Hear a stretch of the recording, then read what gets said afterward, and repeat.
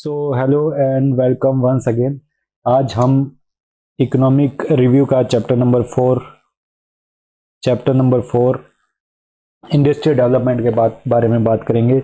यथार्थ आईएएस के इस प्लेटफॉर्म पे आप सभी का स्वागत है। मैं Dinesh Rajpurohit, I am selected in RS 2018 batch as a in service of Rajasthan Industrial Services as assistant director, and today we are going to discuss the industrial sector of Rajasthan. So industrial sector को हम discuss करना शुरू करेंगे। इससे पहले मैं पहले भी बता चुका हूँ कि जो जो चैप्टर्स जो जो इंडेक्सेस है या डेटा है या कुछ सब्जेक्टिव चीज़ मैं जो बता रहा हूँ, आप जो मैं बता रहा हूँ सिर्फ उसी चीज़ पे ध्यान दीजिए। उससे बाहर एग्जाम में आई डोंट थिंक कि उसके बाद कुछ पूछा जाएगा। तो इस चैप्टर को हम शुरू कर रहे हैं। सबसे पहले जीएसवीए के बारे में बात करेंगे। जीएसवीए के बारे में बात करने से पहले कुछ बेसिक डेटा है स्टेट का जो मैं आपके साथ डिस्कस कर देता हूँ। हमने इस स्लाइड में थोड़ा इंक्लूड नहीं किया, बट जैसे ही कोई भी इकोनॉमिक सर्वे का चैप्टर शुरू होता है तो उसमें दो तरीके की ऐसे टेबल्स दी होती है। वो टेबल काफ़ी इंपॉर्टेंट है किसी भी एग्जाम में। अगर आपके पास लास्ट टाइम में टाइम नहीं है तो एटलीस्ट वो टेबल देख के चले जाइए, उसमें से काफ़ी सवाल आपको मिल जाएंगे डायरेक्टली पूछे हुए। तो उस टेबल में से मैं डाटा आपको बता रहा हूँ। इंडस्ट्रियल सेक्टर की जो शेयर है एट करंट प्राइसेस पे राजस्थान में वो है 24.67%। ये हमारा करंट प्राइसेस पे शेयर है। काफ़ी इंपॉर्टेंट है कि कितना परसेंट इंडस्ट्री का शेयर है। और अगर मैं करंट कांस्टेंट प्राइसेस की बात करूँ, कांस्टेंट प्राइसेस हम ले रहे हैं 2011-12 का। कांस्टेंट प्राइसेस पे बात करूँ तो दैट इज 15.37%। अब इंडस्ट्री सेक्टर में भी सेक्टर वाइज मैं आपको थोड़ा डेटा बता देता हूँ। माइनिंग सेक्टर जो है उसका शेयर है 2.78%। ये कांस्टेंट प्राइसेस पे है, ये कांस्टेंट पे है। और करंट प्राइसेस पे है 8 आई एम सॉरी, ये थोड़ा मैं करेक्ट कर दूं, ये करंट प्राइसेस पे है। पहले वाला डेटा मैं करंट का ले रहा हूँ जिसमें भी ले रहा हूँ, और जो दूसरा है कांस्टेंट प्राइसेस पे वो 8.15% है। कांस्टेंट प्राइसेस सबका 2011-12 पे है, किसी में अगर चेंज होगा तो मैं आपको बता दूंगा। उसी तरीके से जो मैन्युफैक्चरिंग सेक्टर है उसका है 10.06% ऑब्वियसली एट करंट पे, और कांस्टेंट पे इसका परसेंटेज कंट्रीब्यूशन जो है वो है 23.75% है। इसी तरीके से कंस्ट्रक्शन कंस्ट्रक्शन सेक्टर जो है इसका कंट्रीब्यूशन है 8.68% एट करंट रेट, और कांस्टेंट रेट पे इसका है 7.87%। तो ये कुछ इंडस्ट्रियल एज ओवरऑल इंडस्ट्री के परसेंटेज और फिर उसके सेक्टर वाइज परसेंटेज मैंने आपको बता दिए। इसी तरीके से एक और सेक्टर है जिसे हम कहते हैं electricity, gas, water and other remedial services. Electricity, gas, water and other remedial services इसका है 3.15% एट करंट प्राइसेस, और कांस्टेंट प्राइसेस भी इसका है 6.81%। इसका भी जो कांस्टेंट प्राइस है वो 2011-12 पे हम कैलकुलेट करते हैं। तो ये कुछ डेटा है, बेसिक डेटा। इसके अलावा थोड़े और इंपॉर्टेंट डेटा मैं बता दूं कि राजस्थान जो है क्रूड ऑयल के प्रोडक्शन में सेकंड लार्जेस्ट प्रोड्यूसर है।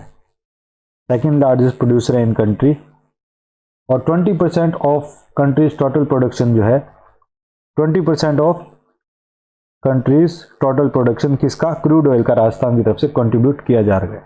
मिनरल के बारे में हम आगे भी डिस्कस करेंगे कि 57 मिनरल्स है जो हम माइन कर रहे हैं, और हमारे पास लगभग 81 मिनरल्स जो है अवेलेबल है, जिनमें से 57 मिनरल्स का हम एक्सप्लोरेशन कर रहे हैं।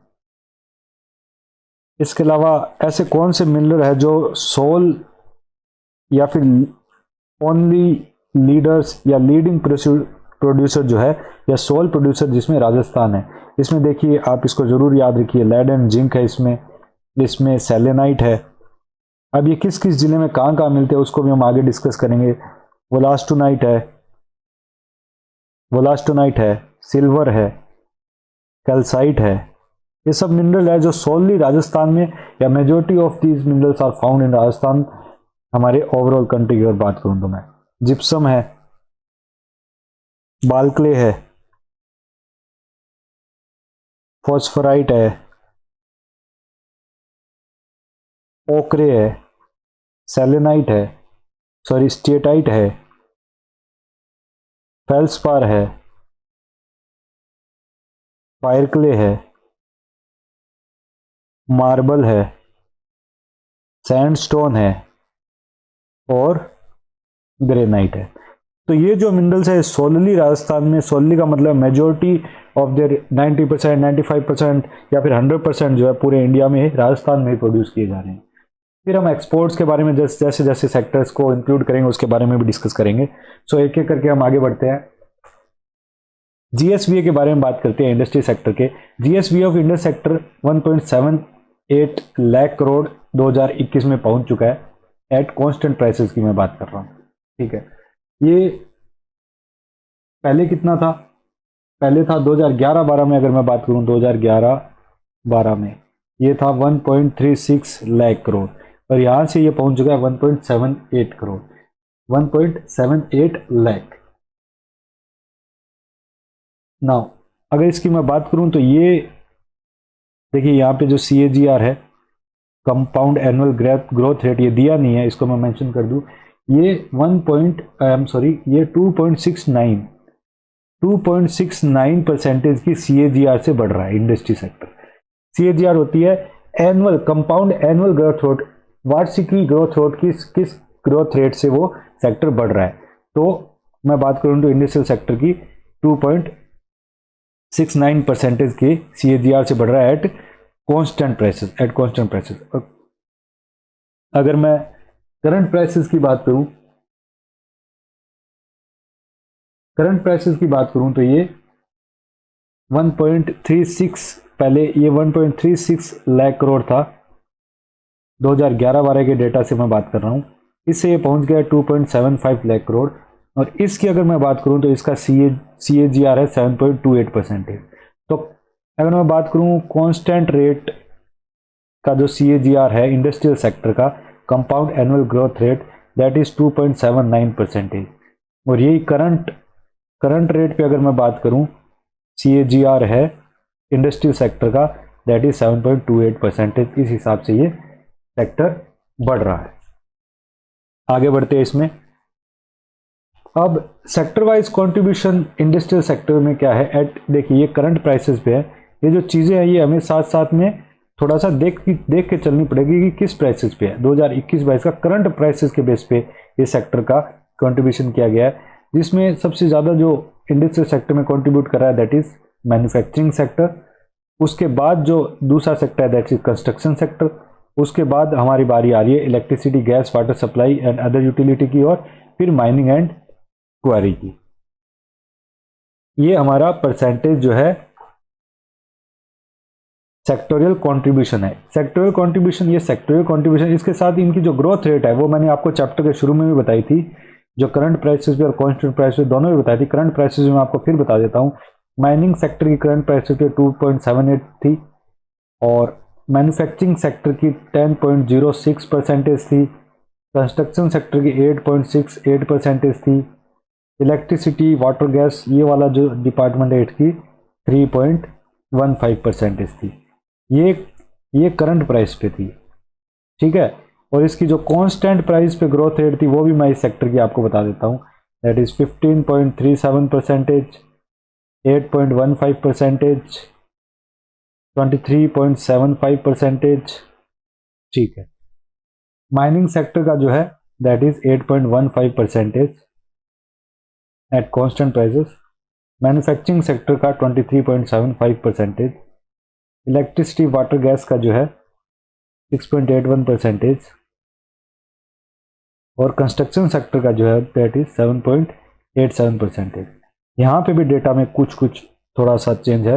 ये 2.78 दैट इज ओके, मैन्युफैक्चरिंग जो सेक्टर है 10.06 that is okay, construction sector का 8.63 है, ये थोड़ा सा अपने आप में एक्सचेंज हो गए थे और इसका जो है 3.15% है।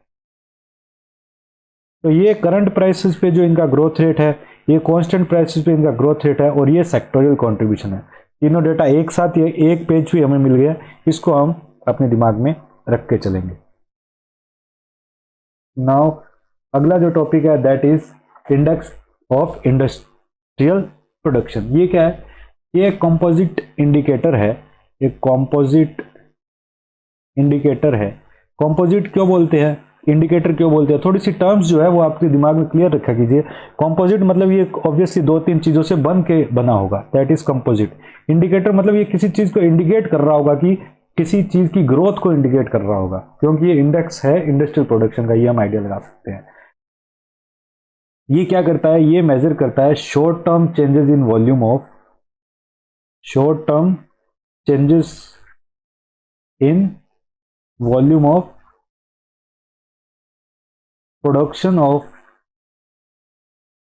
basket of industrial products during a in a given time period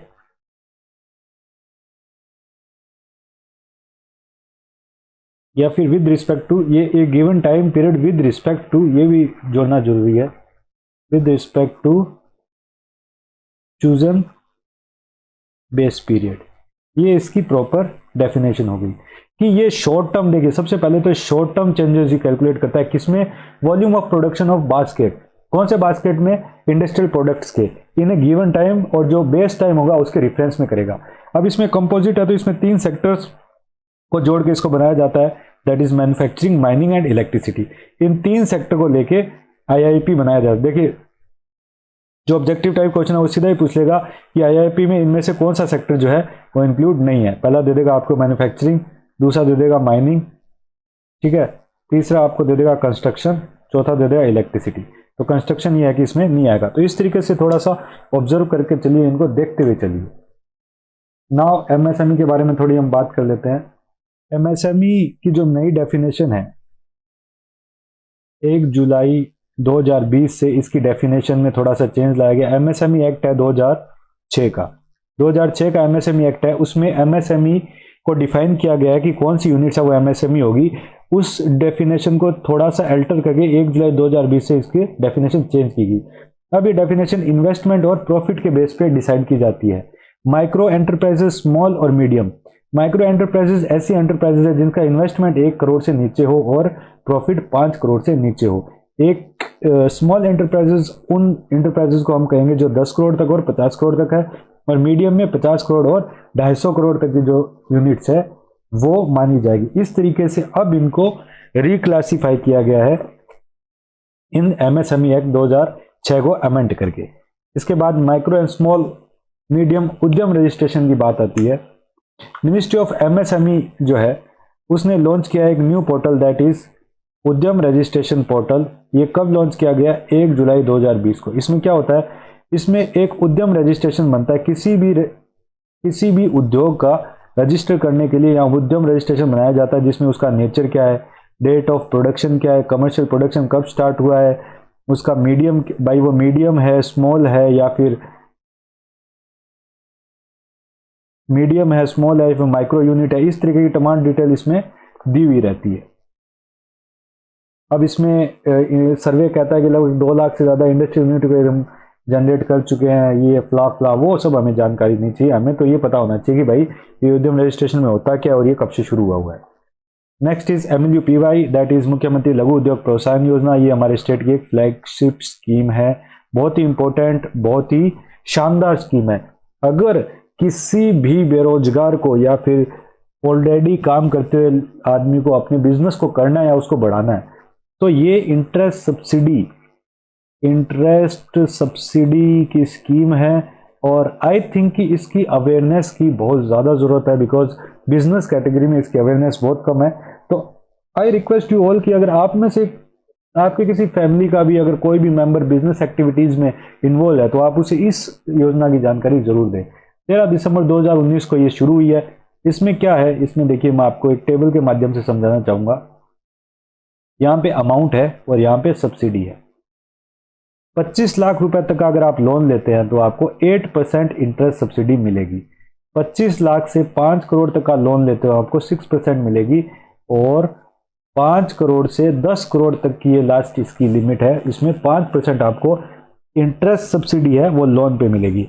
मान लीजिए आपने 25 लाख रुपए लिए बैंक से, कोई मान लीजिए कूलर मैन्युफैक्चरिंग करने के लिए आपने 25 लाख रुपए लिए, एक यूनिट लगा रहे हैं आप, 25 लाख रुपए ले लिए, बैंक ने इंटरेस्ट लगा दिया, बैंक ने आप पे इंटरेस्ट लगा दिया, लगभग 8% इंटरेस्ट लगा दिया। तो जो 8% है वो आपको सब्सिडी मिल जाएगी। कुल मिला के आपका ब्याज मुक्त ऋण आपको 5 साल के लिए प्रोवाइड कर दिया जाएगा। तो ये बहुत अच्छी स्कीम है, बिजनेस क्लास के लिए बहुत ही शानदार स्कीम है। उसके बाद है हमारे पास Rajasthan micro small and medium enterprises facilitation of establishment and operation act 2019। ये जो है इनेक्ट किया गया था 17 जुलाई 2019 को। क्या करने की कोशिश की गई है? हैसल फ्री एस्टेब्लिशमेंट हो एमएसएमई के लिए। अब इसमें भाई साहब कर क्या रहे हैं हम? इसमें देखिए एक पोर्टल बनाया गया है 12 जून 2019 को। एक पोर्टल बनाया गया जिसका नाम था राज उद्योग मित्रा। ये पोर्टल बनाया गया है। इस पोर्टल के माध्यम से यहाँ पे एप्लीकेशन फिल की जाती है और यहाँ पे जो एमएसएमई है उसे एक डिक्लेरेशन ऑफ इंटेंट, बस डिक्लेरेशन ऑफ इंटेंट ये सबमिट करना होता है। और ये सबमिट होने के बाद जो नोडल एजेंसी है वो एक्नॉलेजमेंट सर्टिफिकेट इशू कर देती है। एक्नॉलेजमेंट सर्टिफिकेट इशू करने के बाद 3 साल तक उसको इंस्पेक्शन फ्री कर दिया जाता है। मतलब किसी तरीके का कोई इंस्पेक्शन या इंटरवेंशन किसी भी गवर्नमेंट डिपार्टमेंट से या जितने भी स्टेट लॉज है उन सब से इसका इंस्पेक्शन फ्री कर दिया है। फ्रीली आप काम करो। ये इसलिए है कि ताकि जो छोटे उद्यमी है वो थोड़ा फियरलेस होकर थोड़ा बोल्ड होकर अपना काम कर सके। उन्हें ये ना लगे कि भाई जैसे हम काम करेंगे तो डिफरेंट स्टेट लॉज के हमें अनुपालना करनी पड़ेगी और काफ़ी मुश्किल आएगी, ये थिंकिंग उनके दिमाग में ना आए। अब हम एक्सपोर्ट्स की बात करेंगे। राजस्थान में जो एक्सपोर्ट है किस तरीके से काम कर रहे हैं और एक्सपोर्ट की हमारे यहाँ क्या स्थिति है। इसमें मैं आपको एक बात बता दूं कि मीडियम, स्मॉल और माइक्रो यूनिट्स तीनों तरीके के जो है यहाँ पे सर्टिफिकेट इशू किए जा रहे हैं। उनका न्यूमेरिकल डेटा भी हमारे पास है, बट उसको इतना रटने की या फिर उतना जानने की हमारे पास जरूरत नहीं है। हमें तो ये याद रहना चाहिए भाई 2019 में ये एक्ट बना था, 31 जुलाई इस ईयर को इनेक्ट हो गया और कितने साल के लिए कर रहा है? 3 साल तक के लिए कर देता है। अब इसमें एक जो मुझे याद आ रहा है, अभी इस साल का जो बजट था इसको 3 साल से बढ़ाकर 5 साल कर दिया गया। बट ये जो इन्फॉर्मेशन है मैं आपसे रिक्वेस्ट करूंगा तो इसको थोड़ा सा क्रॉस वेरीफाई कर ले। अगली बार जब मैं आऊँगा तो आपको बता दूंगा। बिकॉज ये क्या है कि अगर मैं आपको सीधा बता के चला जाऊं कल को यहाँ गलती निकल जाए तो वैसा आपने काम नहीं करते। इसको थोड़ा क्रॉस वेरीफाई कर लेंगे। मुझे याद आ रहा है कि इसको 5 साल कर दिया गया। अब एक्सपोर्ट्स की बात करेंगे। राजस्थान में किस तरीके से एक्सपोर्ट जो है किया जा रहा है। देखिए राजस्थान जो है एक लैंडलॉक्ड कंट्री में आता है। लैंडलॉक्ड स्टेट में आता है। लैंडलॉक्ड स्टेट मतलब क्या है कि इसके कोई भी जो है पोर्ट की व्यवस्था नहीं है या फिर कोई भी जो है वाटर बॉडी है वो इसको एक्सटर्नली इसको टच नहीं करती है। चारों तरफ से इसके जो है वो भूमि है, लैंडलॉक्ड कंट्री है। तो डायरेक्ट एक्सपोर्ट तो पॉसिबल नहीं है, इसलिए हम यहाँ पे इनलैंड डिपो बना रहे हैं, इनलैंड कंटेनर बना रहे हैं। और जो हमारे गुजरात के कांडला पोर्ट है या इस तरीके के जो पोर्ट है यहाँ पे भी हम सीधी सप्लाई कर रहे हैं। नीति आयोग ने रिलीज की है EPI 2020। बहुत इंपॉर्टेंट डेटा है, याद रखने की बहुत जरूरत है। Export preparedness index 2020। इसमें राजस्थान को top performer in category of landlocked states. मैंने आपको बताया लैंडलॉक जो स्टेट है वो कौन सा होता है। लैंडलॉक स्टेट में राजस्थान को टॉप परफॉर्मर बनाया गया। राजस्थान की जो है इसमें फर्स्ट रैंक बताई गई है, ठीक है। और इस एक्सपोर्ट प्रिपेयर्डनेस इंडेक्स की हमारी जो वैल्यू है वो कितनी है? 62.55। तो ये जो डायरेक्ट वैल्यू भी पूछ सकते हैं ऑब्जेक्टिव टाइप क्वेश्चन में या फिर प्री के एग्जाम में। क्यों पूछ सकते हैं? क्योंकि भाई इसमें हम फर्स्ट हैं। अगर दूसरे, तीसरे, चौथे, पांचवें तो हर आए दिन जो इंडेक्स आती है उसमें आती रहते हैं। फर्स्ट बहुत ऐसी कम इंडेक्स है जिसमें हम फर्स्ट पे आ रहे हैं, तो उनके बारे में तो हमें एज इंडेक्स पूरा उसका पता ही रहना चाहिए। अब इसमें भी क्या है कि डिफरेंट पिलर्स है, तो इसमें स्टेट जो है ओनली 2 पिलर में लैग कर रहा था, एक्सपोर्ट ग्रोथ और orientation. Export growth and orientation, ये पिलर को अगर छोड़ दे तो बाकी सारे पिलर्स में स्टेट ने ट्रेमेंडियस अचीवमेंट शो किया है। अब हमारे जो टोटल एक्सपोर्ट है 2020-21 में, उनकी वैल्यू इतनी है 52,764 करोड़ रुपए। अब ये फिगर जो आपको एग्जैक्ट रखना पड़ेगा, क्योंकि जो पैटर्न मैं देख रहा हूँ पिछले कुछ टाइम में, चाहे वो प्री का एग्जाम हो, चाहे वो कॉलेज लेक्चरल वाले पेपर हो, कुछ लास्ट ईयर में पेपर आए थे ऐसे पटवारी का हो या अदर एग्जाम्स पे हो, उनमें ये ऐसे जो एक्सपोर्ट वाले डेटा है वो सीधा पूछ लेते हैं भाई कितने करोड़ का एक्सपोर्ट हुआ है। तो ये तो आप, आई वुड रिकमेंड कि you directly remember this data. और टॉप 5 एक्सपोर्ट है, ये तो बड़ा इंपॉर्टेंट है। क्यों? क्योंकि ये जो मेंस है, मेंस में 2 मार्क्स का जो क्वेश्चन आता है इसमें सीधा पूछ लेगा, क्योंकि 2018 का जो मेंस था उसमें इंडिया के टॉप एक्सपोर्ट कंट्रीज पूछे थे, इंडिया कहाँ कहाँ एक्सपोर्ट करता है, टॉप एक्सपोर्टर। तो फिर ये तो ज़्यादा दूर नहीं है, यहाँ दिल्ली दूर नहीं है, ये तो आराम से पूछ सकता है। सबसे ज़्यादा हम इंजीनियरिंग गुड्स को एक्सपोर्ट कर रहे हैं, फिर टेक्सटाइल्स है, फिर हैंडीक्राफ्ट्स है, उसके बाद में मेटल्स है, और फिर केमिकल एंड अलाइड सेक्टर है। ये जो हमारा सेक्टोरियल कंट्रीब्यूशन है एक्सपोर्ट में, बड़ा इंपॉर्टेंट है, याद रखने की जरूरत है। अगर इन पांचों को मिला दे तो ये 50 टोटल एक्सपोर्ट के 50% से भी ज्यादा ये पांचों ही मिला के कर रहे हैं। लगभग 52,764 करोड़ का मैंने आपको बताया कि एक्सपोर्ट हम कर चुके हैं इस फाइनेंशियल ईयर में, या फिर 2020-21 के फाइनेंशियल ईयर में।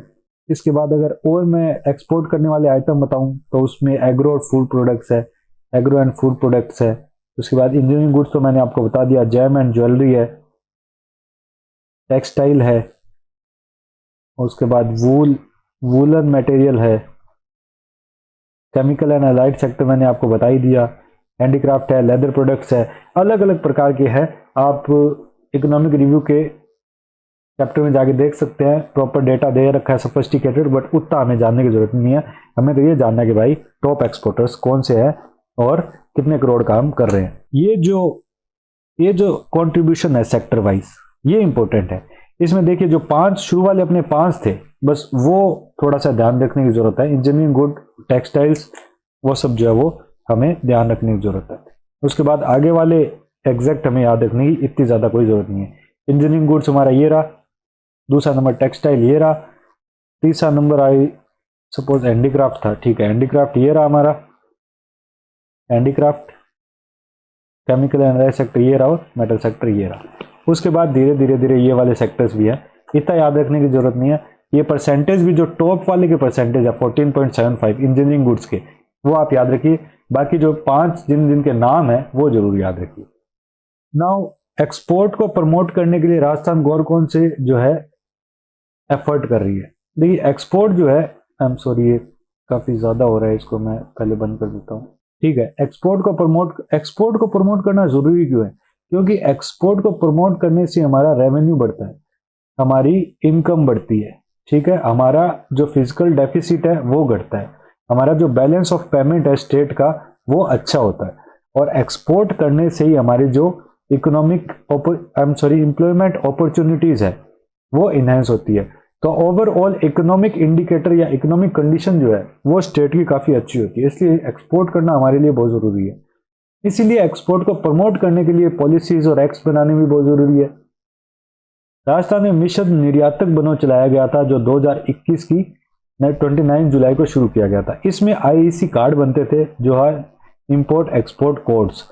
ये कोड बनाए जाते थे, जो डिस्ट्रिक्ट इंडस्ट्री सेंटर्स है जिसको डीआईसी बोलते हैं, हर डीआईसी को टारगेट दिए गए थे, जिले की हर डीआईसी को टारगेट दिए गए थे, आपको आईसी कोड अलोकेट करने हैं। और इंडस्ट्रीज से, आपके क्षेत्र में जो इंडस्ट्रीज है जो अच्छी कंट्रीज में एक्सपोर्ट कर रही है, उनका डेटा इकट्ठा करके आपको ये कोड्स तैयार करने हैं। 22,731 कोड्स तैयार करने का टारगेट इस मिशन में रखा गया था। काफी अच्छा इसको इम्प्लीमेंट किया गया था, अवेयरनेस भी इसकी काफी अच्छी तरीके से फैलाई गई थी। अब ये जो मिशन था, इसमें 2 दिन की ट्रेनिंग, 2 डेज ट्रेनिंग भी दी जाती थी इन बिजनेसमैन को या एंटरप्रेन्योर्स को। किसके द्वारा? वापस ये डीआईसी देती थी, डिस्ट्रिक्ट इंडस्ट्रियल सेंटर, और या फिर उनका जो डिविजनल हेडक्वार्टर है वहां पे इसको प्रोवाइड किया जाता था। इसमें हैंड होल्डिंग करी जाती थी बिजनेसमैन की, ताकि वो ऊपर आ सके। जो बिजनेसमैन, क्योंकि काफी ज्यादा पोटेंशियल है बिजनेसमैन में आप प्रोड्यूस करने के लिए, मैन्युफैक्चर करने के लिए, but they do not know they do not know कि अब इसको हमारी जो कंट्री है उससे बाहर कैसे पहुंचाया जाए, उसको एक्सपोर्ट, उसको पोर्ट पे कैसे पहुंचाया जाए, और पोर्ट से आगे आगे वाली इंटरनेशनल लेवल पे इसको कैसे पहुंचाया जाए, और उसका पैसा कैसे लिया जाए। ये जो इनके जो लॉज है, प्रोसीड्यूर है, इनके बारे में जो है जनता को जागरूकता नहीं थी। तो इस मिशन के थ्रू ये जागरूकता भी फैलाई गई और ये आईईसी कोड्स भी जारी किए गए। ठीक है, इसके बाद जो दूसरा एफर्ट स्टेट गवर्नमेंट द्वारा किया गया, that is state level export award scheme. State level export award scheme को इंप्लीमेंट किया गया 2019 में, इसलिए कि जो एक्सीलेंट एक्सपोर्टर्स है उनको सम्मानित किया जा सके। सम्मानित करने से दो तीन चीजें डायरेक्ट होती है। एक तो जो हेल्दी कंपटीशन है वो बढ़ता है, क्योंकि जो दूसरे बिजनेसमैन है वो देखते हैं कि हाँ, हमारे साथ वाले रहने वाले जो एक्सपोर्टेड है वो सम्मानित हो रहे हैं, उन्हें बेनिफिट्स भी मिल रहे हैं, ठीक है, उनके कॉन्टैक्ट्स भी बढ़ रहे हैं इंटरनेशनल, और उनका रेवेन्यू या फिर एक्सपेंशन भी काफ़ी अच्छा हो रहा है। तो वो इस चीज़ से मोटिवेट होते हैं, इसलिए जो अवार्ड की जो परंपरा है वो चलाई गई थी। Under this scheme there is provision of awarding a maximum of 33 awards. 33 awards को बांटने के हिसाब से मैक्सिमम ये योजना शुरू की गई थी। 32 इन 15 categories and 1 life time export Ratna award. 32 award तो 15 अलग अलग कैटेगरीज डिसाइड की गई थी, अलग अलग कैटेगरीज डिसाइड की थी 15, भाई उसमें हम 32 अवार्ड देंगे। और ये 33वां जो अवार्ड था उसका नाम था लाइफ टाइम एक्सपोर्ट रत्न अवार्ड। ये सबसे बड़ा जो जैसे भारत रत्न टाइप का, जो स्टेट का जो बिजनेस में भारत रत्न है उस टाइप का ये किया गया था।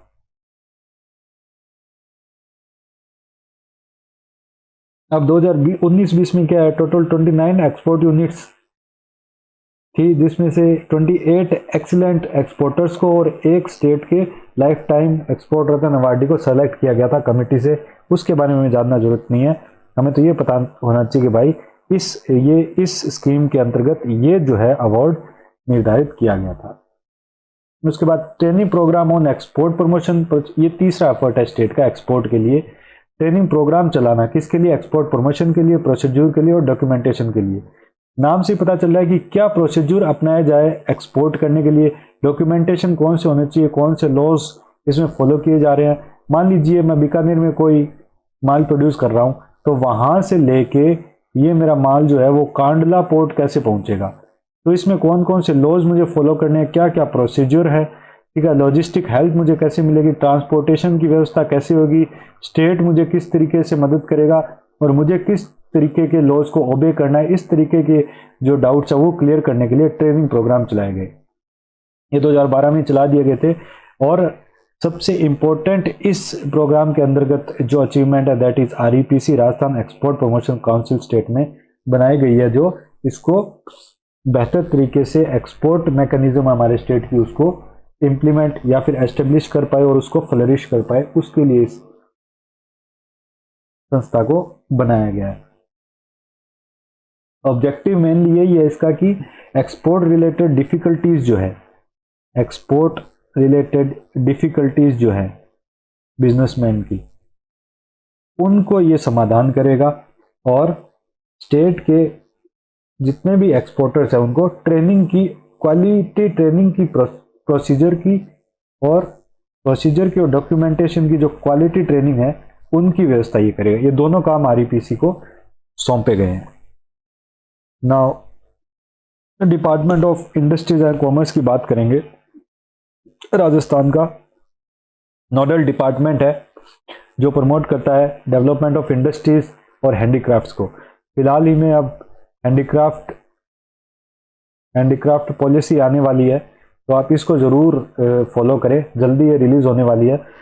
इसमें इसके मेन पॉइंट्स ये किस डेट को रिलीज़ होगी वो डेट आप ज़रूर याद रखें, ऑब्जेक्टिव इसके क्या है ये भी याद रखें, क्योंकि हैंडीक्राफ्ट सेक्टर जो है हमारे स्टेट का वो काफ़ी पोटेंशियल वाला है और काफ़ी रिच भी है। तो ये प्री और मेंस दोनों में पूछा जा सकता है, तो इसको आप फॉलो अप इसका ज़रूर रखिएगा। नेसेसरी गाइडेंस देता है, जैसे मैंने आपको बताया मिशन निर्यातक बनो, MLUPY रिप स्कीम है, इस तरीके की स्कीम ये डिपार्टमेंट चला रहा है। इसके बाद ये जो डिपार्टमेंट है 36 डिस्ट्रिक्ट इंडस्ट्री सेंटर्स या DIC इसको बोलते हैं नॉर्मल भाषा में, 36 DIC और 8 जो है वो सब सेंटर यहाँ पे चलाए जा रहे हैं। MSME इन्वेस्टर फैसिलिटेशन सेंटर या इसको MIFC बोलते हैं, वो हर जिले की जो DIC है, DICC हो गया अब ये, पहले डिस्ट्रिक्ट इंडस्ट्री सेंटर था, अब डिस्ट्रिक्ट इंडस्ट्री एंड कॉमर्स भी इसमें जोड़ दिया गया, अब इसको DICC बोलते हैं। हर DICC जो सेंटर है, हर जिले में एक जिला उद्योग केंद्र होता है, जिला उद्योग केंद्र, अब उसको जिला उद्योग एवं वाणिज्य केंद्र कर दिया गया है। ये जो क्वेश्चन है ये मुझे याद नहीं आ रहा, पर एक पेपर में डायरेक्टली पूछा गया था कि जिला उद्योग केंद्र को नाम बदलकर उसका क्या नाम कर दिया गया, तो जिला उद्योग एवं वाणिज्य केंद्र नाम रख दिए गए इनके। इनमें MIFC सेंटर होगा। ये क्या करेगा, यहाँ पे कोई भी एनीवन कोई भी यहाँ पे आके किसी भी तरीके की इंफॉर्मेशन, लोन की स्कीम की इंफॉर्मेशन, एम्प्लॉयमेंट जनरेशन की इंफॉर्मेशन, इन्वेस्टमेंट में छूट की इंफॉर्मेशन, इस तरीके की जो पब्लिक सर्विसेज है वो यहाँ के आगे MIFC पे आके ले लेगा। बेसिकली ये एक सर्विस प्रोवाइडिंग प्लेटफॉर्म जैसा है जो अवेयरनेस के लिए और सर्विस प्रोवाइड करने की नियति के हिसाब से या सर्विस प्रोवाइड करने की मंशा के हिसाब से बनाए गए हैं। A committee has been also constituted as dispute and redressal mechanism under the chairman of chief secretary. Dispute redressal mechanism में अगर किसी भी जिले में या किसी भी जगह बिजनेसमैन के कोई इश्यूज है, रिको के कोई इश्यूज है, DICC के इश्यूज है, या फिर लोकल एडमिन के इन किसी एक के साथ इश्यूज है, तो उन सब को सॉर्ट आउट करने के लिए इजी और वाइबल और फेवरेबल इन्वायरमेंट क्रिएट करने के लिए ये रिड्रेसल मैकेनिज्म चलाया गया है। स्टेट के सुप्रीम जो ऑफिसर है चीफ सेक्रेटरी, वो इनको हेड कर रहे हैं और इसकी एफिशिएंसी जो है, इफेक्टिवनेस है, वो देखने को मिलती है। नाउ अब हम कुछ देखेंगे the achievement under various program scheme of industrial development. थोड़े बहुत अचीवमेंट, थोड़े बहुत तो नहीं कहूँगा, काफ़ी अच्छे अचीवमेंट हमने प्राप्त किए हैं, तो उसके बारे में हम जान लेंगे। सबसे पहला है इंडस्ट्रियल एंटरप्रेन्योरशिप मेमोरेंडम। अब इसमें क्या है कि 48 प्रपोजल्स इसमें सबमिट किए गए हैं 2020-21 में, 2020-21 में, 21-22 में गवर्नमेंट ऑफ इंडिया को। ये इंडस्ट्रियल एंटरप्रेन्योरशिप मेमोरेंडम जो है, इसमें जो एंटरप्रेन्योर्स है वो प्रपोजल्स प्रोवाइड करते हैं किसी भी स्टार्टअप के लिए या नई यूनिट को एस्टेब्लिश करने के लिए, जिसमें इनोवेशन बेस्ड जो रहता है इनका इन्वेस्टमेंट रहता है। सेकेंड इज PMEGP, प्रधानमंत्री एम्प्लॉयमेंट जनरेशन प्रोग्राम है। इसके बारे में जब हम खादी वाला चैप्टर पढ़ेंगे तो इसके बारे में हम देखेंगे, बहुत ही अच्छा प्रोग्राम है। ये भी स्टेट, हालांकि ये सेंट्रल लेवल का प्रोग्राम है, सेंट्रल स्कीम है, पर स्टेट पे इसको DICC जो है, district industry and commerce centre जो है, वो इसको इम्प्लीमेंट कर रहे हैं। Third is industrial promotion camp. Industrial promotion camp लगवाए जा रहे हैं सभी जिलों में, at all districts and panchayat समितिज में ये कैंप लगाए जा रहे हैं। इनका मेन ऑब्जेक्टिव क्या है कि लोगों में अवेयरनेस फैले सेल्फ एम्प्लॉयमेंट की, एम्प्लॉयमेंट जनरेशन की, और मैं कहूँगा कि क्रेडिट एक्सेस की, क्रेडिट एक्सेस हो सके, इस चीज़ की अवेयरनेस लोगों तक पहुँचे।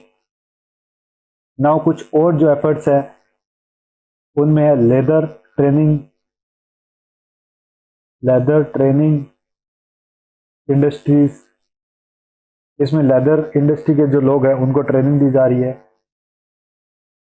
नाउ द नेक्स्ट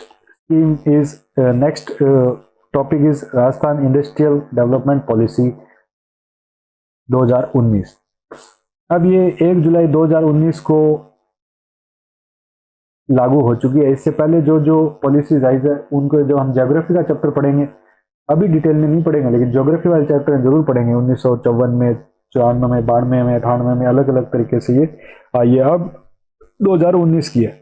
अब इसमें जो बेसिक टर्मिनोलॉजीज है वो हमें याद रहनी चाहिए कि inclusive, balanced, sustainable and eco friendly industrial development हमें करना है।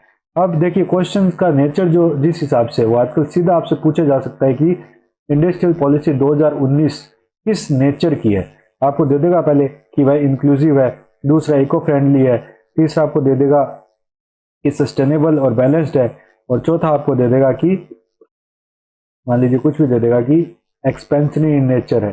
ठीक है, तो इस तरीके की तो कोई टर्म, टेक्निकल टर्म इसमें है नहीं, ये तीनों टर्म्स है। तो ये जो टर्म्स हम यूज करते हैं इनको ही बाद में रूल्स एंड रेगुलेशन में एक्सपेंड करके यही ऑब्जेक्टिव्स को प्राप्त करने की कोशिश की जाती है। इसलिए ये टर्म्स काफी इंपॉर्टेंट है, इन्हें याद रखने की कोशिश की जाए।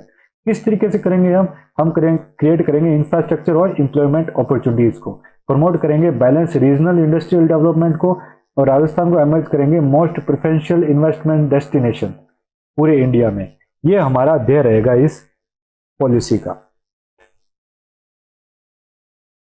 कहाँ का ये एप्लीकेबल रहेगी? New and existing enterprises making investment for setting up of new units. ठीक है, और एग्जिस्टिंग एंटरप्राइजेस जो एक्सपेंशन कर रहे हैं, नई यूनिट जो बन रही है और एक्सपेंशन कर रहे हैं, उनके लिए एप्लीकेबल रहेगी। कहाँ ये एप्लीकेबल नहीं रहेगी? कोई जानलेवा प्रोडक्ट्स जैसे हैं, या फिर ड्रग्स है, टोबैको है, इन तरीके के पान मसाला वाले जो सेक्टर है उनमें नहीं रहेगी। काउ बीफ सेक्टर जो है उनमें नहीं रहेगी। रिटेल और ट्रेडिंग जो एक्टिविटीज है, रिटेल और ट्रेडिंग एक्टिविटीज है, ये ध्यान रखिए, ये इस स्कीम में नहीं लाया जाएगा। उसके बाद any activities prohibited by central और स्टेट लॉज। अब इसी स्कीम के अंतर्गत इसको साकार करने के लिए जो स्कीम लाई गई है वो है रिप्स 2019। 2019 लिखना जरूरी है क्योंकि पहले 3, 10, 14 पहले भी रिप्स आ चुकी है। अभी जो चल रही है वो देखिए यहाँ पे भी 14 लिखा हुआ है, इसको 2019 की लेटेस्ट 2019 वाली है। ये 17 दिसंबर 2019 से लागू कर दी गई है। इसके अंदर डाइवर्स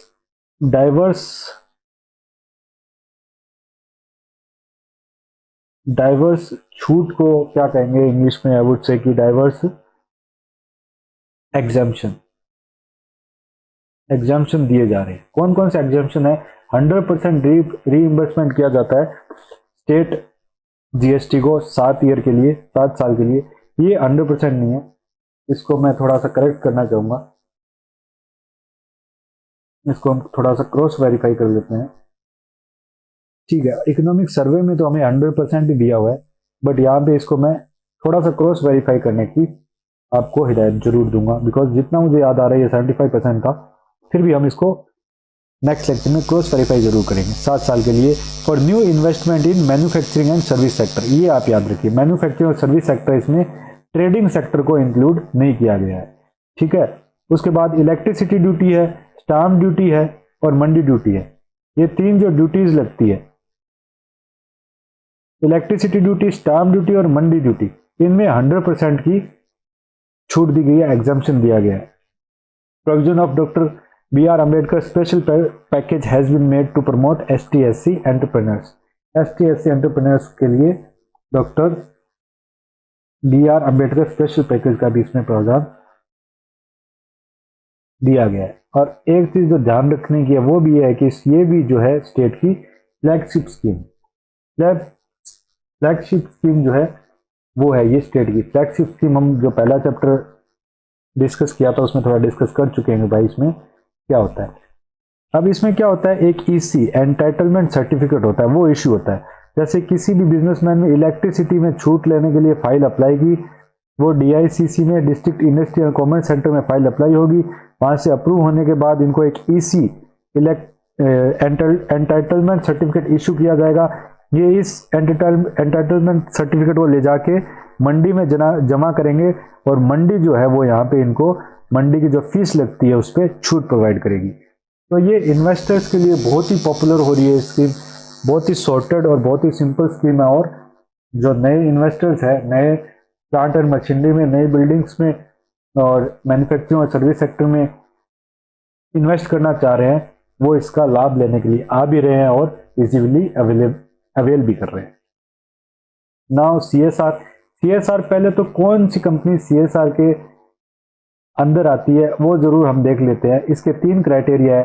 अगर उसकी नेट वर्थ 500 करोड़ से ज्यादा हो, टर्नओवर उसका 1000 करोड़ से ज्यादा हो, या फिर नेट प्रॉफिट उसका 5 करोड़ से ज्यादा हो। ये 3 इसके क्राइटेरिया है। भाई नेट वर्थ जो 500 करोड़ से ज्यादा हो, टर्नओवर 1000 करोड़ से ज्यादा हो, नेट प्रॉफिट 5 करोड़ से ज्यादा हो ड्यूरिंग एनी फाइनेंशियल ईयर, तो उसका जो 2% of the average net profit जो उसने पिछले 3 साल में किया है, इमीडिएट प्रीसीडिंग फाइनेंशियल ईयर, पिछले 3 साल का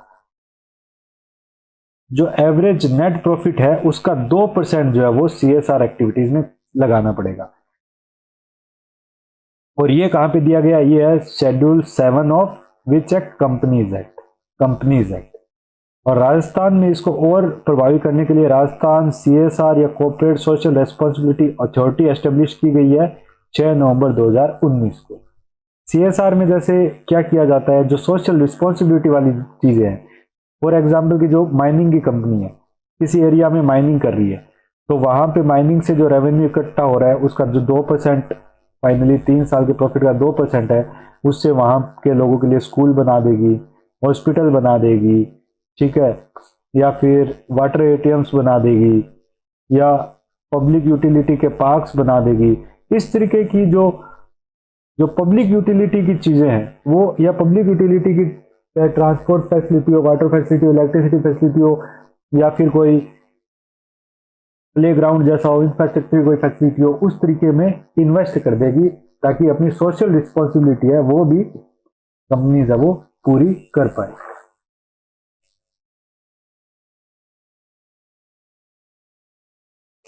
उसके बाद है आर्टिजन्स आइडेंटिटी कार्ड। ये जो एसएसओ पोर्टल है हमारा, उस पे इसको इशू किया जाता है।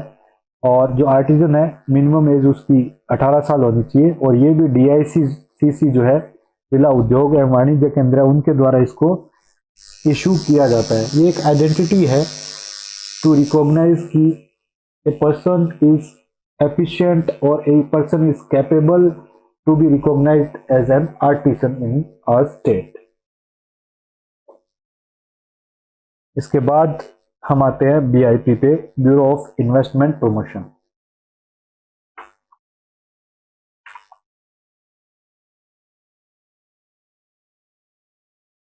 ब्यूरो ऑफ इन्वेस्टमेंट प्रमोशन क्या काम कर रहा है?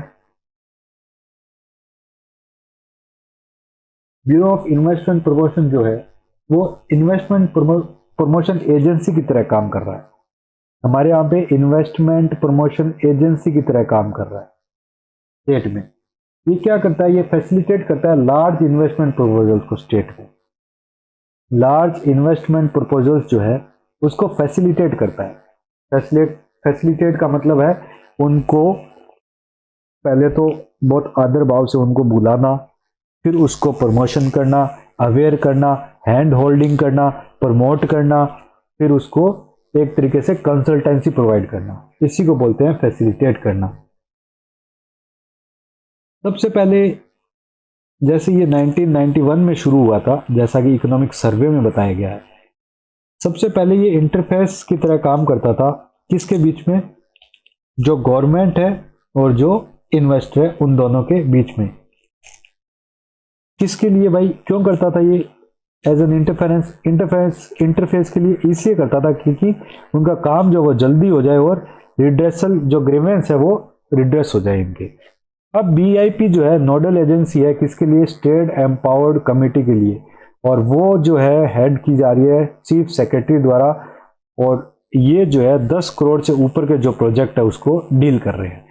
State empowered committee chief secretary के अंडर काम करती है और 10 करोड़ से ऊपर के जो प्रपोजल्स है उसको डील करती है, और इनकी जो नोडल एजेंसी है that is BIP. State empowered committee है वो रिकमेंड करती है बीआईपी बोर्ड ऑफ इन्वेस्टमेंट को कि भाई किस तरीके से जो है प्रपोजल्स आगे बढ़ाए जाए। ठीक है, ये एक सेशन है जो रिको द्वारा हेल्ड किया गया था 17 जनवरी 2021 को, और बीआईपी और भी बहुत सारे जो है वो फंक्शंस में पार्टिसिपेट करता रहता है। देखिए इसमें बताया गया है इन्वेस्टर कनेक्ट प्रोग्राम जो था ये बीआईपी का नहीं है, उससे पहले वाली जो बीआईपी है अलग अलग और जो बहुत सारे प्रोग्राम्स है उनमें पार्टिसिपेट करता रहता है। जैसे इंडिया चैम 2021 हेल्ड किया गया था। टेक्नोटेक्स टेक्नोटेक्स 2021 वेबिनार ऑन ऑनलाइन आत्मनिर्भर भारत, आत्मनिर्भर राजस्थान, एम्पावरिंग एमएसएमई। इस तरीके के बहुत सारे वेबिनार में, बहुत सारे प्रोग्राम में, webinar by BIP on investment opportunity in Rajasthan 8 अगस्त 2021 को ऑर्गेनाइज किया गया था। तो बहुत सारे वेबिनार के माध्यम से और मैं कहूँगा कि कॉन्फ्रेंसेस के माध्यम से ये जो है अपना काम कर रही है। बेसिकली इसका काम एज ए फैसिलिटेटर है।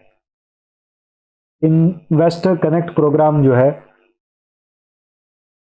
प्रपोज किया गया था 24-25 जनवरी 2022 के लिए।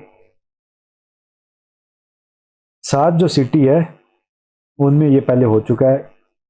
थोड़ा सा आउट ऑफ द वे, या फिर मैं बोलूँगा इतना इंपॉर्टेंट ये पॉइंट नहीं है from the perspective of exam. State के इंडस्ट्री के हिसाब से तो बहुत इंपॉर्टेंट है। Now single window clearance system, single window clearance act जो है वो पहले से इंट्रोड्यूस किया जा सकता है और किया जा चुका है। ऑब्जेक्टिव इसका है कि टाइम बाउंड मैनर में वेरियस लाइसेंस, परमिशंस और अप्रूवल्स ये कर दिए जाए। टाइम बाउंड मैनर में लाइसेंस, परमिशन और अप्रूवल्स ये कर दिए जाए, इसलिए सिंगल विंडो क्लियरेंस सिस्टम चलाया गया है। 105 सर्विसेज ऑफ 15 डिपार्टमेंट इसमें अपनी इंक्लूड की गई है और इन सर्विसेज को, इतने डिपार्टमेंट्स को सिंगल विंडो क्लियरेंस के माध्यम से सॉर्ट आउट किया जा रहा है। इनकी स्पीड बढ़ाने के लिए, एफिशिएंसी बढ़ाने के लिए और ईज बढ़ाने के लिए। वन स्टॉप सॉल्यूशन क्या है?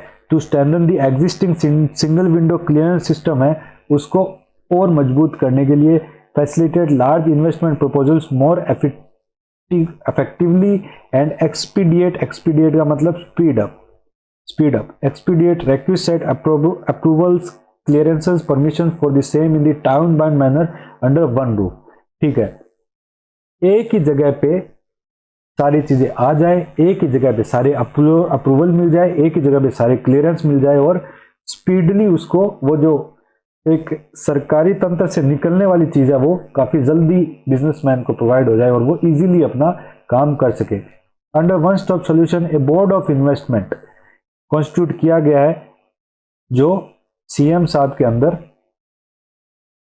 में काम कर रहा, और ये क्लियरेंस प्रोवाइड करते हैं। वेरियस क्लियरेंस जो है इन्वेस्टमेंट के लिए वो प्रोवाइड करते हैं। Rajasthan enterprises single window enabling and clearance amendment act 2020 notify हुआ था 16 सितंबर 2020 को।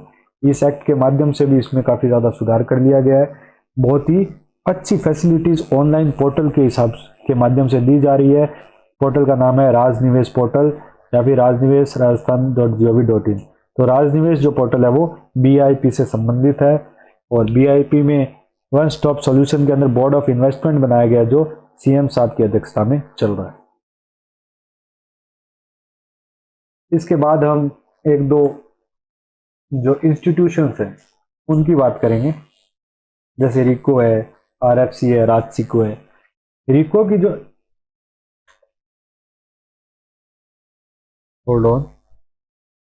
रिको की जो फुल फॉर्म है सबसे पहले तो वो याद रहनी चाहिए, बिकॉज सीधा रिको से आप फुल फॉर्म बनाने की कोशिश करोगे तो बनेंगे नहीं आपसे, इसलिए ये हमेशा याद रखना चाहिए। Rajasthan state industrial development and investment corporation limited, RIICO. Rajasthan state industrial development and investment corporation limited. ये क्या करता है रिको? रिको का नाम आपने सब जगह सुना है, रिको औद्योगिक क्षेत्र, रिको एरिया। हर शहर में, हर छोटे छोटे शहरों में अब रिको एरिया डेवलप हो रहे हैं। तो रिको एक क्या है, औद्योगिक क्षेत्र को डेवलप करता है। स्पेशल एरियाज होते हैं ये जहाँ पे बिजनेस या फिर इन्वेस्टमेंट एक्टिविटीज जो है वो फ्लरिश करती है। ये इंडस्ट्रियल एरियाज को, इंफ्रास्ट्रक्चर को फैसिलिटेट करता है, इंडस्ट्रियल एरियाज को डेवलप करता है और इंफ्रास्ट्रक्चर फैसिलिटीज को फैसिलिटेट करता है इंडस्ट्रियल यूनिट्स के लिए।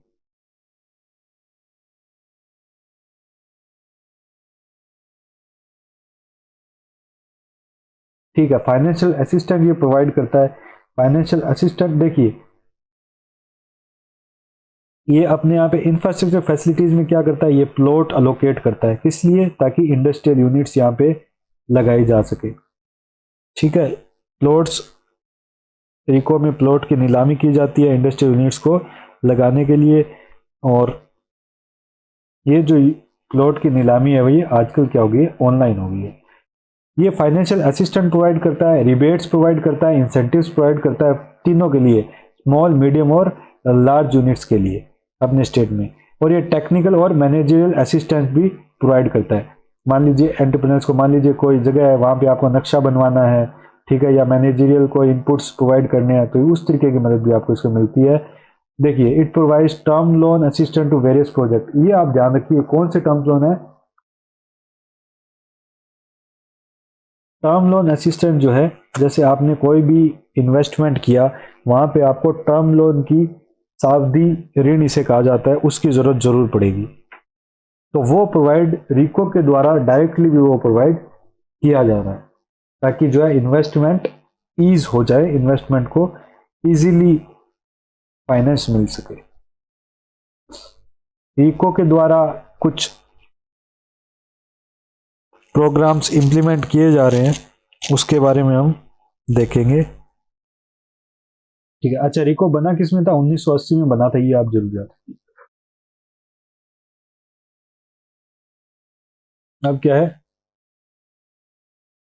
सेंट्रली स्पॉन्सर्ड स्कीम या सीएसएस बोलते हैं। इसके अंदर मिनी ग्रोथ सेंटर्स ले जा रहे हैं रूरल एंड अनडेवलप्ड एरियाज में फॉर स्मॉल स्केल इंडस्ट्रीज के लिए। दूसरा है डेवलपमेंट ऑफ स्पेशल पार्क्स और जोन्स बाय रिको बनाए जा रहे हैं। किस तरीके से, जैसे एग्रो फूड पार्क्स है।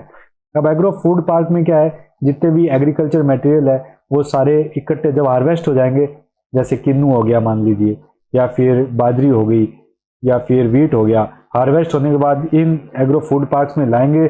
यहाँ पे लाने के बाद इनका फॉरवर्ड बैकवर्ड लिंकेजेज एस्टेब्लिश करेंगे, food chain supply chain mechanism को बढ़ाएंगे, फिर इसकी फूड प्रोसेसिंग यहाँ पे करेंगे, लॉजिस्टिक्स को हम बढ़ाएंगे और ट्रांसपोर्टेशन पे काम करेंगे। इस तरीके के काम हम क्यों कर रहे हैं, ताकि फार्मर की जो इनकम है वो उसमें एफिशिएंसी हो, वो बढ़ सके। एग्रो फूड पार्क जो है रिको के द्वारा कहाँ कहाँ बनाए गए हैं, इसके ये जो चार है, इसके चारों के एज इट इज आपको नाम याद रख लेने हैं। बोरानाडा जोधपुर में, कोटा, अलवर और गंगानगर में। जोधपुर, कोटा, अलवर, गंगानगर, जोधपुर, कोटा, अलवर, गंगानगर, जे काज, ये आप जरूर याद रख लीजिए। ठीक है, agro and food processing zones भी बनाई जा रही है। ये कहाँ पे है, ये बनाई जा रही है तिनवारी जोधपुर में। तो ये बेसिक डायरेक्ट फैक्ट्स है, जो इनमें कोई दिमाग नहीं लगाना, आपको डायरेक्टली याद रखने पड़ेंगे, मैं इसमें आपकी कोई और ना मदद कर सकता हूँ। अच्छा, मिनी ग्रोथ सेंटर्स जो है, इसमें एट प्रेजेंट 35 प्रोजेक्ट जो है वो सैंक्शन किए जा चुके हैं। वो जो है 35 mini growth centres government of India द्वारा अप्रूव किए जा चुके हैं, और यहाँ पे इम्प्लीमेंट होने के लिए काम चल रहा है इन पे।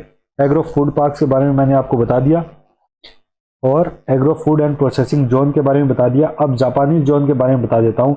जापानीज जोन जो है नीमराणा और गिलोट, जो अलवर में है, दोनों जगह नीमराणा और गिलोट, यहाँ पे जापानीज जोन जो है वो बनाई गई है। यहाँ पे क्या है, जो जापान से ऑटोमोबाइल कंपनीज है, उसके साथ अदर कंपनीज भी है, वो एक जगह पे सारी अपने अलग अलग ऑफिस बना के एक क्लस्टर टाइप का यहाँ बना चुके हैं, और इसको जापानीज जोन घोषित कर दिया जा चुका है। यहाँ पे जैसे लैंड एक्वायरमेंट की है, इन्वेस्टमेंट की है, या फिर टेक्निकल सपोर्ट है, या जितनी भी बिजनेस रिलेटेड फैसिलिटीज़ है, वो डायरेक्टली बहुत इजीली यहाँ पे अवेलेबल करवाई जा रही है। यहाँ पे देखिए अलवर में जो भिवाड़ी वाला इलाका है, वहाँ पे कोरियन जोन भी है, जापानीज जोन भी है, जर्मन जोन भी है, इसलिए अलग अलग जोन टाइप के, ताकि क्या है वहाँ पे कंट्रीज का इकोसिस्टम बन जाए, और जो नई कंपनी किसी कंट्री से आ रही है तो वहाँ डायरेक्टली वहाँ पे आके एस्टेब्लिश हो सके। फिर स्पेशल इकोनॉमिक जोन या SEZs जो है रिको द्वारा एस्टेब्लिश किए जा रहे हैं।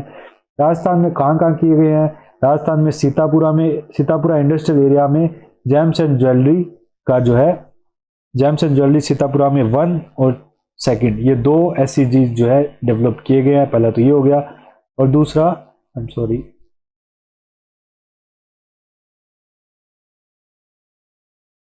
दूसरा जो है वो है महिंद्रा वर्ल्ड सिटी जो जयपुर में ही है। महिंद्रा एक जॉइंट वेंचर है महिंद्रा ग्रुप का, वो रिको का मल्टी प्रोडक्ट एससीजी इन जयपुर एस्टेब्लिश ये किया गया है। तो ये दो तो अपने ये सीतापुरा में जेम्स एंड ज्वेलरी के हो गए, और एक हो गया ये महिंद्रा वर्ल्ड सिटी वाला। ये 3 स्पेशल इकोनॉमिक जोन्स जो है रिको द्वारा एस्टेब्लिश किए गए हैं। तो ये हो गया रिको के बारे में थोड़ा सा संक्षिप्त विवरण। इसके बाद हम बात करेंगे राज सिको के बारे में। Rajasthan small industries corporation limited, Rajasthan small industries corporation limited, इसकी जो फुल फॉर्म है बिल्कुल याद रखने की कोशिश कीजिए, क्योंकि प्री मेंस में नहीं तो इंटरव्यू में भी पूछ लेंगे आपसे ये। और ये 1961 में बना था, जून 1961, ईयर याद रखना है इसका। ये क्या करता है, फाइनेंशियल असिस्टेंट प्रोवाइड करता है किसके लिए, स्मॉल स्केल इंडस्ट्रीज के लिए, और फैसिलिटेट करता है आर्टिजन्स के लिए, मार्केटिंग की व्यवस्था करवाता है। ये क्या करता है, डायरेक्ट बेनिफिट भी देता है आर्टिजन्स को through welfare scheme with the objective of uplifting and promoting the rich handicrafts in the state. ठीक है, अब जब हैंडीक्राफ्ट पॉलिसी आ जाएगी तो राज सिक्कों की भी जो है काफी ज्यादा डिमांड में आएगा, क्योंकि हैंडीक्राफ्ट पे ये भी काम करता है। Corporation also provide the export infrastructure किसके लिए, हैंडीक्राफ्ट्स के लिए, to Rajasthan exports imports through the dry ports. और ड्राई पोर्ट्स इसके कहाँ पे, जयपुर, जोधपुर और भीलवाड़ा में राज सिक्कों के ड्राई पोर्ट्स हैं, और यहाँ से ये हैंडीक्राफ्ट्स को प्रोडक्ट्स को इकट्ठा करता है और फिर यहाँ से एक्सपोर्ट करने की व्यवस्था करवाता है। और ये एयर कार्गो भी एक इसका काम कर रहा है जो सांगानेर जयपुर में, यहाँ से ये डायरेक्ट जो है एक्सपोर्ट की व्यवस्था करवाता है। फिर है इनलैंड कंटेनर डिपो, इसमें भीलवाड़ा में अभी एस्टेब्लिश करेगा inland container depot, shortly establish करेगा। फिर इसकी एक शॉप टाइप की या शोरूम टाइप के चलते हैं, उनका राजस्थली नाम है, और ये जयपुर, उदयपुर, दिल्ली और कलकत्ता में एस्टेब्लिश्ड है, और इसको भी अब क्या है आगे और फैलाना चाह रहे हैं। क्राफ्ट्समैन के जो आइटम्स हैं, जैसे ब्लू पोल्ट्री का आइटम हो गया, हैंडीक्राफ्ट्स के आइटम हो गए, आप जब जयपुर में देखोगे तो ये अपना क्या कहते हैं, अजमेरी गेट पे राजस्थली वाली शॉप है, तो इसमें आप जाके आप देखोगे तो बहुत ही एंटीक पीसेस आपको मिलेंगे यहाँ पे। तो ये राज सिक्कों द्वारा इंप्लीमेंट की जा रही है।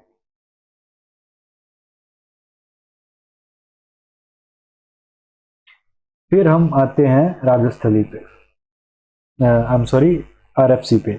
आरएफसी जो 1955 में बना था, राजस्थान फाइनेंशियल कॉर्पोरेशन 1955 में बना था, और ये इस एक्ट के अंदर बनाया गया था। ठीक है, ये याद रहे तो ठीक है, नहीं तो कोई इशू नहीं है। स्टेट फाइनेंशियल कॉर्पोरेशन एक्ट 1951, ये इंडस्ट्रियलाइजेशन में अपना इंपॉर्टेंट रोल निभाता है।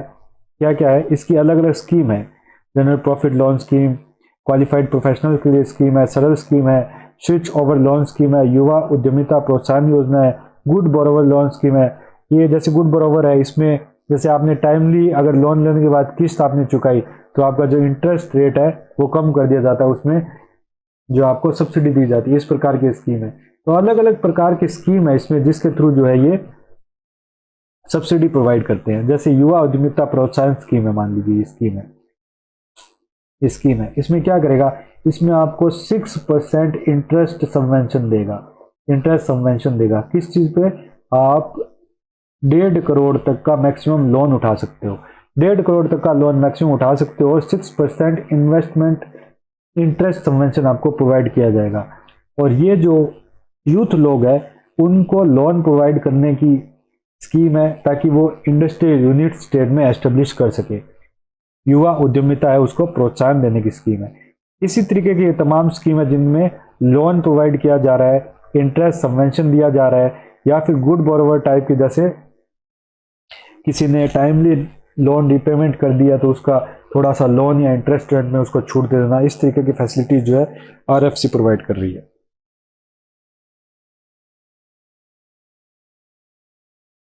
अच्छा, एक चीज याद रखिए, 2000 से लेके 20 करोड़ तक ये लोन दे सकती है आरएफसी।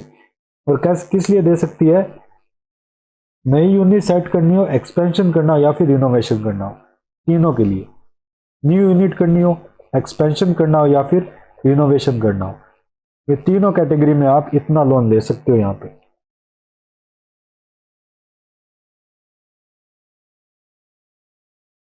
नाउ एक इंपॉर्टेंट टॉपिक हमारे पास बचता है जो है DMIC, that is Delhi Mumbai industrial corridor.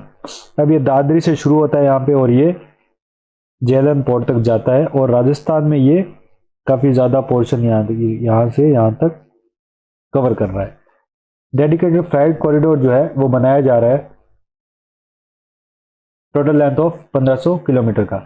इसमें से लगभग 38% या 39% जो है वो जो पार्ट है राजस्थान के अंदर से गुजर रहा है।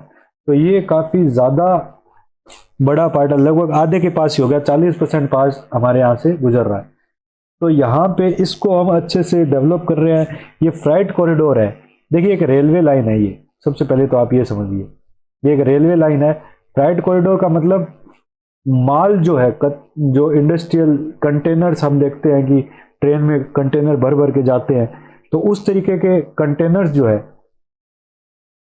इंडस्ट्रियल यूज के या इंडस्ट्री को डेवलप करने के लिए रॉ मटेरियल के हो चाहे मैन्युफैक्चरिंग गुड्स के हो, उस तरीके की जो एक लॉजिस्टिक या ट्रांसपोर्ट फैसिलिटी डेवलप करने के लिए DMIC बनाया जा रहा है, उसका 40% पार हमारे यहाँ से गुजर रहा है। तो अब उसका हमें फ़ायदा उठाना चाहिए, क्योंकि अगर हम उसको उस कॉरिडोर के पास पास अगर हमारी इनलैंड कंटेनर्स, डिपो कंटेनर्स या इनलैंड पोर्ट डेवलप कर देंगे तो वहाँ से हमारे स्टेट का माल भी उठेगा और बाहर से हमारे स्टेट में माल भी आएगा। तो हमारा जो स्टेट का एक्सपोर्ट है वो ट्रिमेंडसली बढ़ सकता है अगर हम उसको एफिशिएंटली ऑक्यूपाई कर लें तो इसी के लिए क्या है, हमने इसके आसपास क्या है, ए बैंड ऑफ 150 किलोमीटर, इसको इन्फ्लुएंस जोन या इन्फ्लुएंस रीजन हमने घोषित कर दिया, has been chosen on both side of the flight corridor.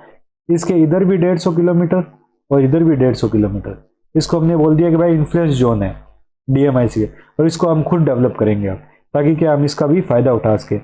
The state support agreement and share holder agreement SHA has been signed by, किसने किया है, रिको ने किया है, NIC DIT national industrial corridor development and implemented trust, जो 2021 में इसको sign किया गया। किस लिए साइन किया गया, ताकि इस कॉरिडोर का जो है हम फायदा उठा सकें। अब इस कॉरिडोर में जो है फर्स्ट फेज में हम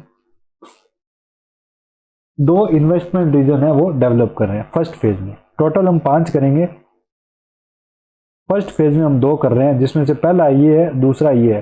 पहला है खुशखेड़ा भिवाड़ी नीमराना इन्वेस्टमेंट रीजन, ये अलवर के पास वाला ये इलाका है, खुशखेड़ा भिवाड़ी नीमराना इन्वेस्टमेंट रीजन, ये हम डेवलप कर रहे हैं। ताकि क्या है कि इसको हम अच्छे से डेवलप कर लेंगे तो यहाँ पे क्या हम अपने स्टेट का माल लाके इसको एक्सपोर्ट में मदद ले सकते हैं, और जो दूसरी जगह से माल है उसको भी यहाँ पे हम उतार के उसको यूज में ले सकते हैं। अब ये जो खुशखेड़ा भिवाड़ी नीमराना वाला इलाका है, ये लगभग 165 स्क्वायर किलोमीटर का इलाका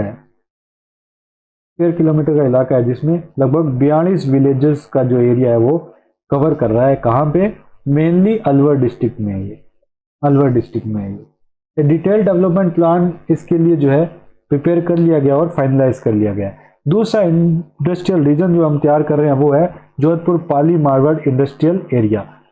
ये जोधपुर पाली मारवाड़ इंडस्ट्रियल जो एरिया है वो नोटिफाइड किया गया as a special investment region 12 October 2020 को। Jodhpur Pali Marwar investment area development authority को नोटिफाई किया गया अक्टूबर 2020 को, ताकि इसको इफेक्टिवली ये इम्प्लीमेंट कर पाए। ये भी जो पाली डिस्ट्रिक्ट है उसके लगभग 9 विलेजों में फैला हुआ है, 9 विलेजेस में फैला हुआ है, और एरिया वाइज बात करें तो 154 किलोमीटर स्क्वायर एरिया में ये फैला हुआ है।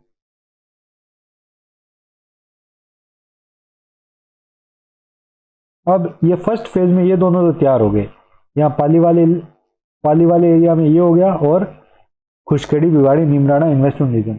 इसके अलावा 3 और है जो जैसे ही अपनी इकोनॉमिक सर्वे में इंक्लूड हो गए मैं तभी बताऊंगा, अभी उसको बता के मैं नहीं चलने वाला।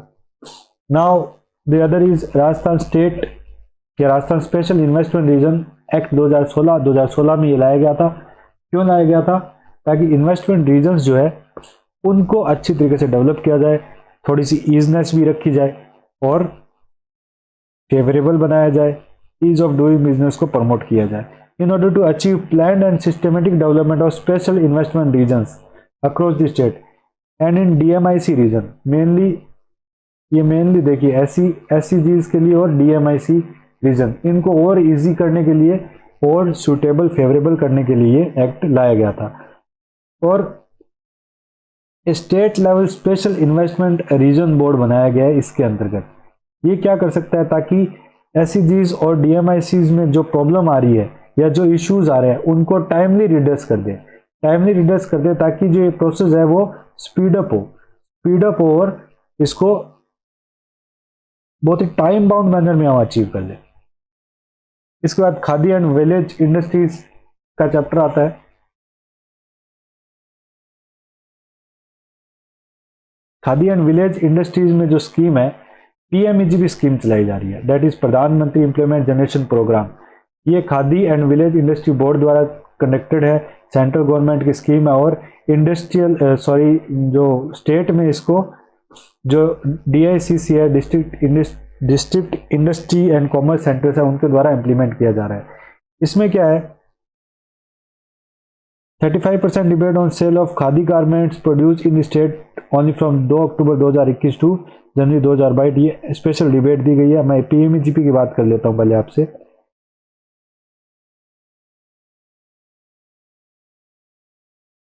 पीएमईजीपी एक ऐसी स्कीम है जिसमें पहले तो 25 लाख रुपए तक जो ये है, 25 लाख रुपए तक इस स्कीम में लोन दिया जा रहा था और एम्प्लॉयमेंट जनरेशन की जो कंडीशन है वो इसके साथ में थी, 25 लाख तक दिया जा रहा था। इस साल 2022 में ये स्कीम को एक्सपेंड करके 50 लाख तक कर दिया गया है। मतलब 50 लाख की जो सर्विस और मैन्युफैक्चरिंग यूनिट्स है वो यहाँ पे 50 लाख तक का लोन जो है उठा सकती है और इसमें डिस्ट्रिक्ट इंडस्ट्री सेंटर्स द्वारा स्टेट में इसको इंप्लीमेंट किया जा रहा है।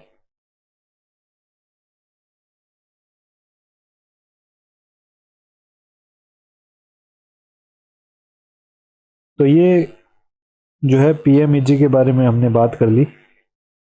पीएमईजीपी में किस तरीके से क्या है कि लोन प्रोवाइड किया जा रहा है वो ही मैं आपको बता देता हूं। देखिए, अगर आप जनरल कैटेगरी से बिलोंग कर रहे हैं, ठीक है, और ये अर्बन एरिया और रूरल एरिया, जनरल कैटेगरी से अर्बन एरिया में आप है तो आपको 50% सब्सिडी। अब ये देखिए एक चीज जो इसमें ध्यान रखिए, इसमें कैपिटल सब्सिडी मिलती है। कैपिटल सब्सिडी मतलब इसमें एक साथ ही एक मुश्त पैसा मिलता है। जैसे इंटरेस्ट सब्सिडी में आपको हर क्वार्टर का हर महीने का इंटरेस्ट मिलेगा, लेकिन इसमें एक साथ मिलेगा, एक साथ एक पुश्त पैसा मिलेगा 3 साल बाद। 15% मिलेगा जनरल अर्बन से है और जनरल अगर रूरल एरिया से तो आपको 25% मिलेगा। अगर आप स्पेशल कैटेगरी से है, वीमेन है, एसटी एससी कैटेगरी से है, ओबीसी कैटेगरी से है और अर्बन एरिया से है तो आपको 25% कैपिटल सब्सिडी मिलेगी। अगर रूरल एरिया से है तो 35% कैपिटल सब्सिडी आपको प्रोवाइड की जाएगी। ये यहाँ पे जो है इसके सब्सिडी का क्राइटेरिया है। सो ये खादी एंड विलेज इंडस्ट्री का पीएमईजीपी जो है मेन स्कीम है। माइनिंग सेक्टर इन राजस्थान अपने अगले सेक्टर में करेंगे। आज जो है हमने इंडस्ट्री सेक्टर में बात की है। इंडस्ट्री सेक्टर में हमने शुरू से इसको समझने की कोशिश की, एक बार हम फिर भी इसका रिवाइज कर लेंगे, क्विक रिवीजन हम इसका करेंगे। इंडस्ट्रियल डेवलपमेंट से हमने बात की, इंडस्ट्री सेक्टर के थोड़ा डेटा हमने देखा। कांस्टेंट रेट पे CAGR हमारी 2.79% और करंट रेट पे CAGR 7.28% चल रहा है। GSVA का हमने डेटा देखा। उसके बाद हमने सेक्टर वाइज जो कंट्रीब्यूशन है वो भी देखा और इन सेक्टर्स का कांस्टेंट प्राइसेस पे कितना परसेंटेज है ग्रोथ और करंट प्राइसेस पे जो ग्रोथ है वो कितना परसेंटेज है, एक ही पेज में हमने इनमें कंपेयर कर लिया। उसके बाद हमने देखा कि जो IIP है वो एक कंपोजिट इंडेक्स कैसे है और इंडिकेटर कैसे है, किस तरीके से ये तीनों सेक्टर इसमें कंट्रीब्यूट कर रहे हैं। शॉर्ट टर्म है ये, और ये बास्केट जो है गिवन टाइम में इसका क्या करती है, वॉल्यूम ऑफ प्रोडक्शन नापती है with respect to a base period. इसके बाद हमने MSME की जो चेंज हुई परिभाषा है उसके हिसाब से कौन कौन सी कैटेगरी में इन्वेस्टमेंट और प्रॉफिट के हिसाब से MSME की डेफिनेशन देख ली। फिर हमने माइक्रो स्मॉल मीडियम उद्यम रजिस्ट्रेशन जो है 2020 में ये शुरू किया गया था, इसके बारे में हमने देख लिया। MLUPY फ्लैगशिप स्कीम है, उसके बारे में किस तरीके से जो है 8%, 6%, 5% की इंटरेस्ट सब्सिडी दी जा रही है। ये कैपिटल सब्सिडी नहीं है, इंटरेस्ट सब्सिडी है, ये ध्यान रखने की बात है। उसके बाद हमने देखा कि ये एक्ट के थ्रू हैसल फ्री जो एस्टेब्लिशमेंट है वो किया जा रहा है, और ये 3 साल तक इनको कोई छेड़ेगा नहीं। ये 5 साल हो चुका है, इसके बारे में मैंने आपको कहा कि हम इसको क्रॉस वेरीफाई करके एक बार देख लेंगे। एक्सपोर्ट के बारे में हमने देखा कि नीति आयोग ने लैंडलॉक स्टेट में राजस्थान को एक्सपोर्ट प्रिपेयर्डनेस इंडेक्स में फर्स्ट रैंक दी है, और हमने 2020-21 के फाइनेंशियल ईयर में 52,764 करोड़ का एक्सपोर्ट किया, और ये टॉप 5 हमारे एक्सपोर्ट्स हैं। इसके बाद हमने ये टॉप 5 जो एक्सपोर्ट्स है इसका पाई चार्ट देखा, और ये 14.75% जो फर्स्ट रैंक वाले का एक्सपोर्ट है वो याद रखने की मैंने आपको जरूरत बताई थी। इसके बाद हम एफर्ट कौन कौन से कर रहे हैं, मिशन निर्यातक बनने के बारे में हमने देखा कि IEC जो है इसमें जारी किए जा रहे हैं। दूसरा, state level export award scheme चलाई जा रही है। तीसरा, ट्रेनिंग प्रोग्राम चलाए जा रहे हैं, इसके अंदर राजस्थान एक्सपोर्ट प्रमोशन काउंसिल का भी प्रावधान रखा गया है। इसके बाद department of industries and commerce के बारे में बात की, DICC के बारे में हमने बात की, उसके अंदर MIFCs बनाए गए हैं और DRM बनाया गया चीफ सेक्रेटरी की अध्यक्षता में, इसके बारे में हमने देखा। उसके बाद हमने अचीवमेंट की बात की, industrial entrepreneurship memorandum, PMEGP, industrial promotion camps और लैडर ट्रेनिंग इंस्टीट्यूट्स के बारे में इसको इंक्लूड किया गया। फिर हमने राजस्थान इंडस्ट्रियल डेवलपमेंट पॉलिसी 2019 की बात की, कौन कौन से सेक्टर इसमें इंक्लूड है, कौन कौन से बाहर रखे गए हैं और कौन कौन सी इसकी टेक्निकल टर्म्स है उसके बारे में बात की। फिर हमने RIPS 2019 के बारे में बात की, किस किस प्रकार की छूट इसमें मिल रही है, एंटाइटलमेंट सर्टिफिकेट किस तरीके से मिलता है और किस तरीके से छूट मिलती है, ये भी एक फ्लैगशिप स्कीम है, इसके बारे में हमने भी देख लिया। CSR के बारे में भी हमने देखा, किस तरीके से कौन सी जो कंपनीज है वो इसके दायरे में आती है और CSR में कौन कौन सी एक्टिविटीज इंक्लूड की गई। आर्टिजन आइडेंटिटी कार्ड जो DICC द्वारा बना के दिया जा रहा है वो भी हमने बात कर ली। BIP के बारे में हमने देखा कि फैसिलिटेट करने वाली एक ऑर्गेनाइजेशन है, जिसके अंदर स्टेट एम्पावर्ड कमेटी की जो नोडल एजेंसी है वो भी BIPS चीफ सेक्रेटरी के अंदर ये काम कर रही है। इसके साथ ये प्रोग्राम के बारे में और सिंगल विंडो क्लियरेंस के बारे में हमने देखा। सिंगल विंडो क्लियरेंस में 15 डिपार्टमेंट की 105 सर्विसेज अभी प्रोवाइड की जा रही है। वन स्टॉप सोल्यूशन के बारे में हमने देखा। वन स्टॉप सोल्यूशन के अंदर जो है वन स्टॉप सोल्यूशन के अंदर हमने देखा कि बोर्ड ऑफ इन्वेस्टमेंट बनाया गया, चीफ मिनिस्टर साहब की अध्यक्षता में वो काम कर रहा है। उसके बाद ये एक्ट के थ्रू और राजनिवेश पोर्टल के थ्रू इसको इम्प्लीमेंट किया जा रहा है। फिर रिको के बारे में हमने बात की। रिको के बाद में हमने रिको के ये जो पार्क्स है ये डायरेक्टली मैंने आपको रटने को कहा कि एग्रो फूड पार्क्स कहाँ पे है इसके, जापानीज जोन कहाँ पे है इसकी, agro and food processing zone कहाँ पे है इसकी, उसके बाद स्पेशल इकोनॉमिक जोन्स कहाँ पे, ये भी सीधा रटना है। राजसिको के बारे में बात की और इसके जो इनलैंड कंटेनर्स है वो कहाँ पे है, इसके साथ ही इसके सांगनेर एक एयर कार्गो करता है, इनलैंड कंटेनर डिपो बना रहे हैं भीलवाड़ा में, राजस्थली के 4 सेंटर्स कहाँ पे इसके बारे में बात की।